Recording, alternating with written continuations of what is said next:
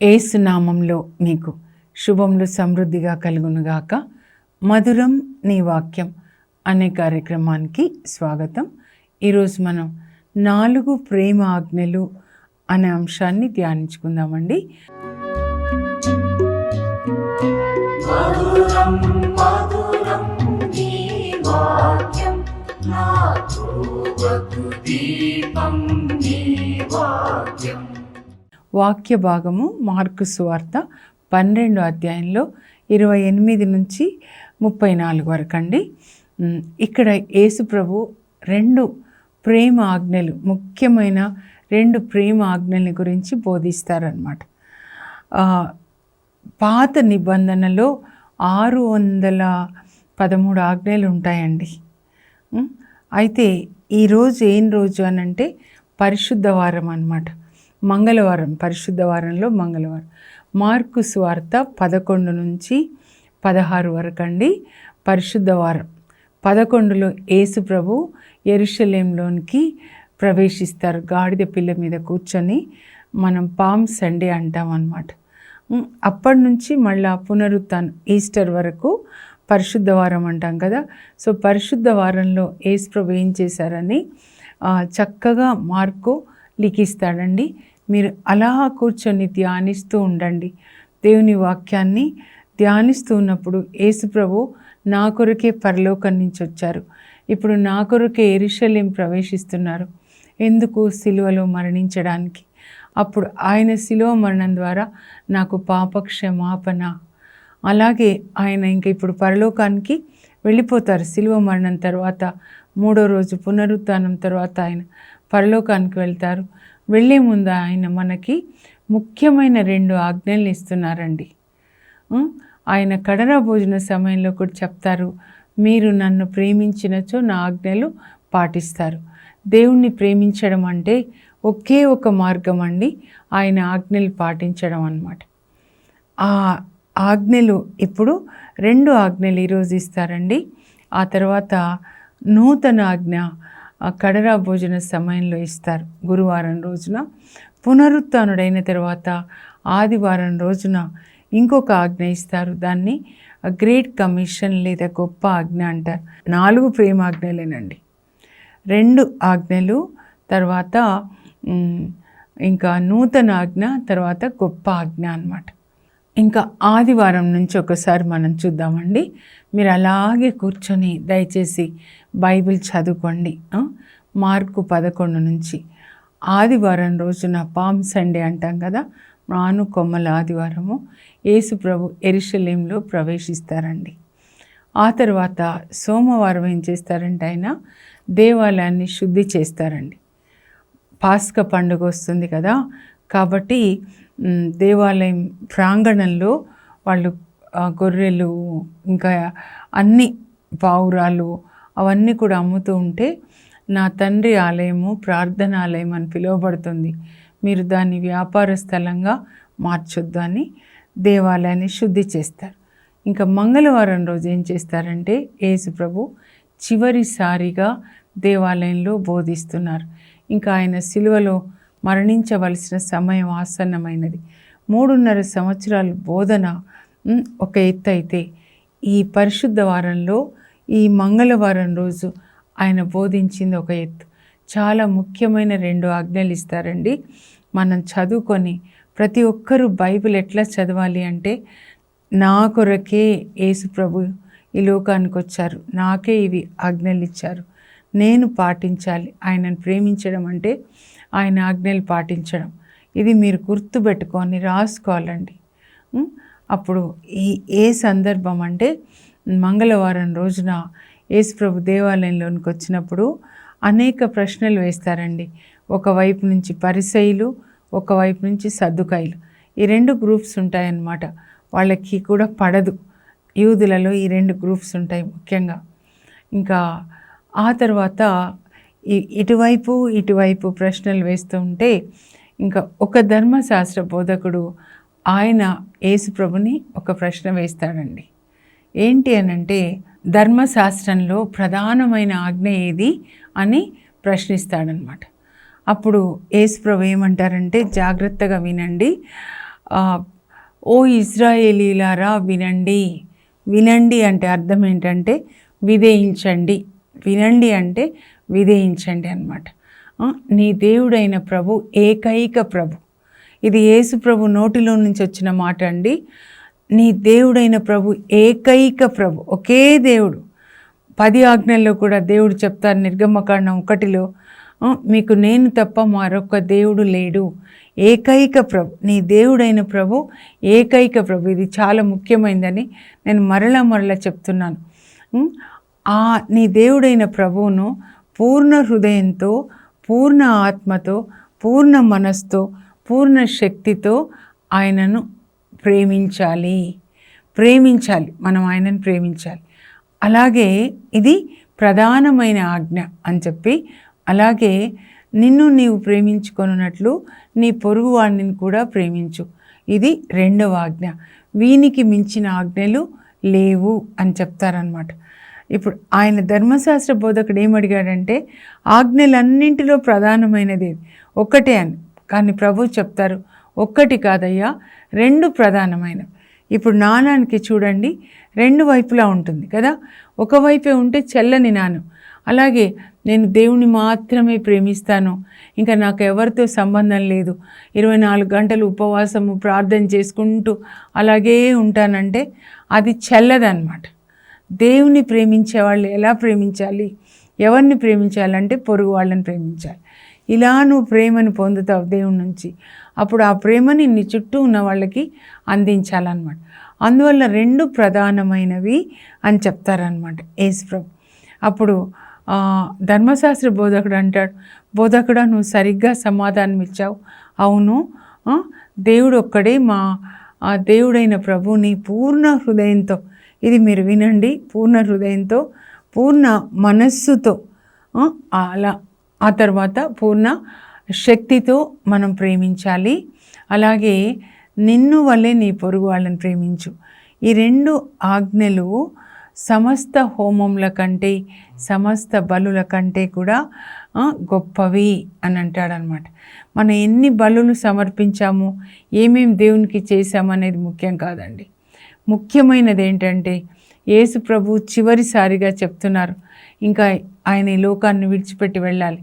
మీరు నన్ను ప్రేమిస్తే నా ఆజ్ఞలు పాటిస్తారు అని చెప్తారు కదా. కాబట్టి మనము ఈ ఆజ్ఞలు పాటించాలి.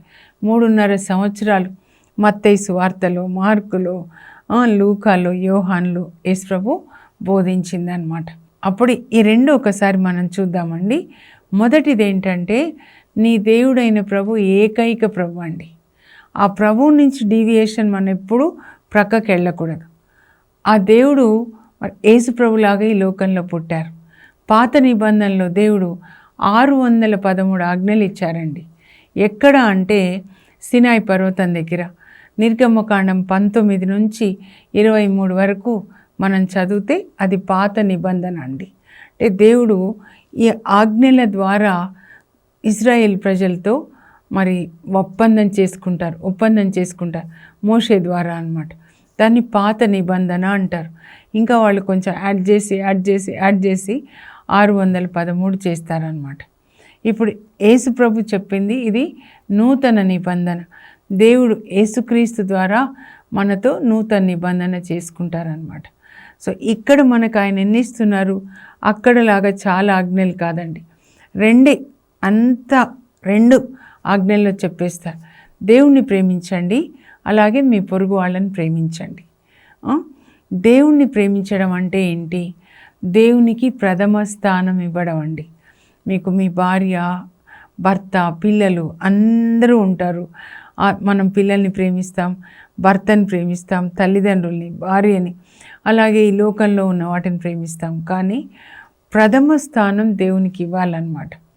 అందుకే యేసు ప్రభు అంటారు, నన్ను వెంబడింపగోరువారు తనను తాను త్యజించుకొని తన సిలువనెత్తుకొని నన్ను వెంబడించాలి అని చెప్తారు. తన ప్రాణాన్ని ప్రేమించేవాడు దాన్ని కోల్పోతాడు, తన ప్రాణాన్ని కోల్పోయేవాడు దాన్ని దక్కించుకుంటాడని చెప్తాడు. అంటే త్యజించుకోవడం అంటే మొదటి స్థానం దేవునికి ఇవ్వాలండి. ఆ తర్వాతే ముందు దేవుడు ఆర్డర్ అన్నమాట, తర్వాత భర్త. లేదా భార్య, తర్వాత పిల్లలు, తల్లిదండ్రులు, లాస్ట్కి ఏంటంటే మన ఉద్యోగం, అవన్నీ కూడా లాస్ట్ అన్నమాట. ఇది ఆర్డర్ ఆఫ్ ప్రయారిటీ. అబ్రహాంని చూసినప్పుడు దేవుడు అబ్రహాంని అనేక ప్రశ్నలండి, దేవుడు అబ్రహాంని అనేక పరీక్షలు పెడతారు అబ్రహాంకి. ఆదికాండం 12 నుంచి మనం 22 వరకు చూడాలండి, చదవాలి, ఒకేసారి చదవాలి కంటిన్యూషన్లో. అప్పుడు ముందు మీ తల్లిదండ్రులు, మీ పుట్టిల్లు, మీ చుట్టాలు అందరినీ విడిచిపెట్టిరా, అప్పుడు అలాగే బయలుదేరుతాడండి. మీరు మ్యాప్ చూస్తే అబ్రహాం ప్రయాణం చేసిన ప్రదేశాలు, అలా దేవుడు ఆయన నడిపించుకొని వస్తారు. అయితే ఆయనతో పాటు ఆయన తండ్రి, కుటుంబ సభ్యులంతా వస్తారు. అక్కడ హరాన్లో కొన్ని రోజులు ఉంటారు. తర్వాత దేవుడు మళ్ళా పిలిస్తే అక్కడి నుంచి కానా దేశానికి వస్తాడనమాట. అలా విధేయిస్తాడు, అన్నీ విడిచిపెట్టు. తర్వాత లోతుని కూడా పంపించేస్తాడు. తర్వాత హగార్ని, ఇష్మాయిల్ని పంపించేస్తాడు. చివరగా ఇస్సాకుని కూడా నాకు బలిగా ఇవ్వు అంటే, తనకి ఎంతో ప్రేమ, ఏకైక కుమారుడు, నువ్వెంతో ప్రేమించే కుమారుడు ఇస్సాకుని నాకు బలిగా ఇవ్వు మోరియా కొండ మీద అంటే, ఆయన సిద్ధమై వేకోనే లేచి బాబుని తీసుకొని, ఇద్దరు పనివాళ్ళని కూడా తీసుకొని వెళ్తాడు. అక్కడ మోరియా కొండ మీద బలిపీఠాన్ని నిర్మించి దేవునికి కొడుకుని ఇవ్వడానికి కాళ్ళు చేతులు కట్టేసి కత్తి ఎత్తుతాడనమాట. అది ఈ ఇస్సాక్ కంటే నువ్వే నాకు ముఖ్యం ప్రభా. మనకి ఏమేమి ఇష్టమైనవో అవన్నీ కూడా ఏం చేయాలంటే బలిపీఠం మీద దేవునికి బలిగా ఇవ్వాలి. We should knife what we love. Cell ఫోనా, లేకపోతే ఏంటి, నీ పిల్లల అన్నిటికంటే ఎక్కువగా దేవుని ప్రేమించే పూర్ణ హృదయం అంటే హృదయం నిండా దేవుడే అన్నమాట. అట్లా ఎవరైనా ఉన్నారా అంటే సెయింట్ ఫ్రాన్సిస్ ఆఫ్ అసిసి అండి. పునీతులు దేవుణ్ణి 100కి 100 ప్రేమించారు. అందుకే ఆయన తన చేతితో డప్పు కూడా ముట్టుకోలేదు. ఆయనకి 2 అంగీలు ఉంటాయన్నమాట. అంతగా దేవుణ్ణి ప్రేమించారు. ఆయన ఆస్తి అంటే ఒక బైబిల్ అంతే. సువార్త బోధించి అడుక్కొని తినేవాడు అనమాట. పాపుగారు అతన్ని అనదర్ క్రైస్ట్, ఇంకొక క్రీస్తు అన్నారు. బైబిల్లో ఒక్కొక్క అక్షరాన్ని పాటించిన ఆయన, అంటే ఎంత చదవాలి, ఎంత ధ్యానించాలి, పాటించాడనమాట. అది దేవునికి ప్రథమ స్థానం ఇవ్వడం అన్నమాట. ఆ తర్వాత నీలాగా నీ పొరుగు వాళ్ళని ప్రేమించాలి. Love God by loving your neighbours. ఆ కనపడని దేవుణ్ణి కనిపించే మనుషుల్లో చూడాలి. నాలో దేవుడు ఉన్నారండి, నాలో క్రీస్తు ఉన్నారు, మీలో కూడా క్రీస్తు ఉన్నారు. కనుక నేను మిమ్మల్ని ప్రేమిస్తే మీలో ఉన్న క్రీస్తుని ప్రేమిస్తున్నాను. భార్యని, భర్తని, పిల్లల్ని, పేదవాళ్ళ గురించి ప్రత్యేకంగా చెప్తారు. మదర్ తెరీసా తల్లి ఏమంటారంటే, I see Jesus in everyone. అప్పటి ప్రెసిడెంట్, రాష్ట్రపతి అడుగుతారంటే, ఎలా మీరు ఇంత సేవ చేయగలుగుతున్నారమ్మా, కుష్ఠరోగులకి ఎలా మీరు తినిపిస్తారు, స్నానం చేపిస్తారు, ఎలా చేపిస్తారంటే, నేను యేసు ప్రభుని చూస్తానండి, పసిపిల్లవాడిని చూస్తే బాల యేసు అనుకొని ప్రేమిస్తాను, కుష్ఠరోగిని చూస్తే ఈయన కుష్ఠరోగి యేసు అనుకొని అతనికి సేవ చేస్తాను. మాకు ప్రభు చెప్పారండి, ఈయన సోదరులలో అతి పేదలకు ఏది చేసినా నాకు చేసినట్లే అని చెప్పారు. కనుక పేదవాళ్ళకి సేవ చేయడం ద్వారా మేము దేవునికి సేవ చేస్తున్నాం. అమ్మ, ఇంత మంచి మాటలు చెప్పారా? మరి అందరూ మీలాగా ఉండట్లేదేంటమ్మా? క్రిస్టియన్స్లో మీలాగా ఎవరు కనబడట్లేదు. ప్రతి క్రిస్టియన్ కూడా మీలాగా ఉండుంటే అసలు భారతదేశంలో క్రైస్తవేతరులు ఉండేవాళ్ళు కాదు కదా తల్లి. If every Christian had lived the life that Christ wanted, there won't have been any non Christians in India today. ఎంత మహిమ అండి ఆ మిషనరీస్ ఆఫ్ సొసైటీ సిస్టర్స్ ద్వారా దేవునికి కదా. అది వాళ్ళు శరీరాన్ని త్యజించుకుంటున్నారు, వాళ్ళని ప్రేమించుకోవట్లేదు, దేవుణ్ణి ప్రేమిస్తున్నారు. ఎలా ప్రేమిస్తున్నారంటే ఆ పొరుగు వాళ్ళలో ఉన్న దేవుణ్ణి ప్రేమిస్తున్నారనమాట. ఇంకా చాలా చెప్తారండి, నాకు ఇష్టం మదర్ తెరీసా గారు చెప్పినవన్నమాట. మేము దివేశ ప్రసాదంలో రొట్టె రూపంలో ఉన్న యేసుని ఆరాధిస్తాము. మరి ఆ ఆరాధన మమ్మల్ని గుడిసెల్లో ఉన్న యేసుని ప్రేమించేలాగా చేస్తుంది. గుడిసెల్లో రక్త మాంసాలతో ఉంటారు కదా వృద్ధులు, రోగులు, వాళ్ళని మేము సేవ చేస్తాము. ఈ ఆరాధన థియరీ, మరి ఈ ఆరాధన ప్రాక్టికల్స్ ముఖ్యం కదండి, రెండూ ముఖ్యమే కదా, ఇక్కడిది అక్కడికి అన్నమాట. ఇంకా ఏమంటారంటే ఆమె, ఎందుకమ్మా ఇన్ని గంటలు ప్రార్థన చేస్తారు? Khushwant Singh Indian journalist mother Teresa sister గురించి రాయాలి ఒక book, something beautiful for God అని. కాల్కటాలో ఒక 1 వీక్ వాళ్ళ పరిచర్య గమనిస్తాడు. మార్నింగ్ 4:30 to 6:30 ప్రార్థన, ఆ తర్వాత చిన్నపిల్లలకి స్నానాలు చేయించడము, తినిపించడము, వృద్ధులకి. అలా ఎందుకు అంత టైం వేస్ట్ చేస్తారమ్మా 2 hours? నేను కూడా అలాగే అనుకునేదాన్ని. అసలు ప్రొడక్టివ్ వర్క్ లేకుండా, పని లేకుండా ఏంటి ప్రార్థన అని. అప్పుడు ఆ తల్లి ఏమంటారంటే, నేను ప్రార్థన సమయంలో దేవుని ప్రేమతో నా హృదయం నింపబడుతుంది, ఆ ప్రేమని మేము మా చుట్టూ ఉన్న వాళ్ళకి ఇస్తాం. During prayer time my heart will be enlarged in order to accommodate God's love, and that love I give to the people those are around me. దేవుణ్ణి ప్రేమించడం అంటే మన చుట్టూ ఉన్న పొరుగు వాళ్ళని ప్రేమించడం అండి. 24 గంటలు జపాలు చెప్తూ ఓ అని అనుకోకూడదు. పరిసయ్యులు సున్నం కొట్టిన సమాధులు అంటారు. మనుషులని ప్రేమించని వాళ్ళు దేవుణ్ణి ప్రేమించలేరండి. దేవుణ్ణి ప్రేమించే వాళ్ళు కనబడని దేవుణ్ణి, కనబడే మనుషుల్ని ప్రేమించాలన్నమాట. ఈ 2 ఆజ్ఞలండి. ఇంకా కడరా భోజన సమయంలో యేసుప్రభు ఇంకొక ఆజ్ఞ ఇస్తారండి శిష్యులు 12 మందికి. నేను మీకు ఒక నూతన ఆజ్ఞ ఇస్తున్నాను, నేను మిమ్మల్ని ఎలా ప్రేమించానో మీరు ఒకరినొకరు ప్రేమించుకోనండి. మీరు పరస్పరము ప్రేమ కలిగి ఉంటే నా శిష్యులని లోకం తెలుసుకుంటుంది. ఈ 12 మందికి చెప్తున్నారు, ఒకరినొకరు ప్రేమించుకోండి మీరు. అప్పటికే యూదా ఇస్కరియోతు వెళ్ళిపోతాడండి 13:34లో. ఇంకా ఉన్న 11 మందికి చెప్తారు, మీరు ప్రేమ కలిగి ఉండాలి. అందుకే అపోస్తల కార్యాలు మీరు చదివితే వాళ్ళు ఎంత ప్రేమగా ఉంటారో. పేతురు సమార్యాలో ఫిలిప్పి దగ్గర, అక్కడ ఫిలిప్పి సువార్త బోధిస్తుంటే అక్కడికి వెళ్తాడు. లిద్దాలో ఉంటాడు. ఇక్కడ యోపాలో అమ్మాయి చనిపోయింది తబిత అంటే అక్కడ శిష్యులు రమ్మనగానే అక్కడ పరిగెత్తుతాడు. ఎంత ప్రేమగా ఐక్యతగా జీవిస్తారు. అందుకని దేవుడు అద్భుతాలు చేస్తారండి. క్రైస్తవులు ప్రేమ కలిగి జీవించాలండి. ఆ ప్రేమ ఒక నదిలాగా ప్రవహించాలి. అంతేగాని ఊరికే ప్రార్థనలు కాదు చేసేది. ఏమని ప్రార్థన చేయాలంటే, ప్రభా నాకు మీరు ఇచ్చింది ఇతరులతో పంచుకోవాలి. ఈరోజు నేను ఎవరికి సహాయం చేయాలి ప్రభా, నేను అలాగే అడుగుతాను. ఈరోజు నేను ఎవరికి సాయం చేయాలి, ఈ చేతులు ఎవరికి అన్నం పెట్టాలి, అలా మనం ఆ ప్రేమని అందించాలి. అదే సువార్త అన్నమాట.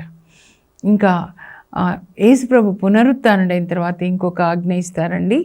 దాన్ని గ్రేట్ కమిషన్ లేదా గొప్ప ఆజ్ఞ అంటారు. ఈస్టర్ రోజు అన్నమాట. మీరు ప్రపంచమందంతటా తిరిగి సువార్తని బోధించండి. అందువల్ల 12 మంది అపోస్తలు ప్రపంచమంతటా వెళ్ళి సువార్తని బోధిస్తారు. యేసు ప్రభు ప్రేమ సువార్తని బోధిస్తారు. అలా థామస్ వారు క్రీస్తకం 52లో ఇండియాకు వస్తారు. అందువల్ల మనందరం ఈరోజు యేసు ప్రభుని తెలుసుకున్నాం. మొత్తంగా యేసు ప్రభు ఇచ్చింది 4 ఆజ్ఞలు అన్నమాట. ఈ 4 ప్రేమ ఆజ్ఞలు మనం వీటిని పాటిస్తే పరలోకానికి వెళ్తాం అన్నమాట. ప్రేమ కలిగి జీవించుట, ధర్మశాస్త్రంను నెరవేర్చుట అంటే మనం ప్రేమగా జీవిస్తే ఈ బైబిల్ గ్రంథం అంతా నెరవేరినట్లేనండి, మనం నెరవేర్చినట్లే అన్నమాట. అందుకే అమ్మ వాళ్ళు ఒక తరానికి వెనక్కి వెళ్తే ఎంత ప్రేమగా ఉండేవాళ్ళండి. మనం కూడా అలా ప్రొద్దున్నే మోషే ప్రార్థన చేసుకోవాలండి. 90వ కీర్తన 14లో, ప్రభువా వేకువని నన్ను నీ ప్రేమతో నింపయ్యా. అలా ప్రార్థించుకొని ప్రేమతో నింపబడి ఆ ప్రేమతో ఇశ్రాయేల్ ప్రజలు గొనిగే వాళ్ళని 40 సంవత్సరాలు నడిపిస్తాడండి. ఇంకా ఒక్కటి నేను చెప్తాను, మీరు 1 కొరింథీ 13 అధ్యాయం చదవండి. అక్కడ పౌలు ప్రేమని గురించి ఒక అధ్యాయం అన్నమాట.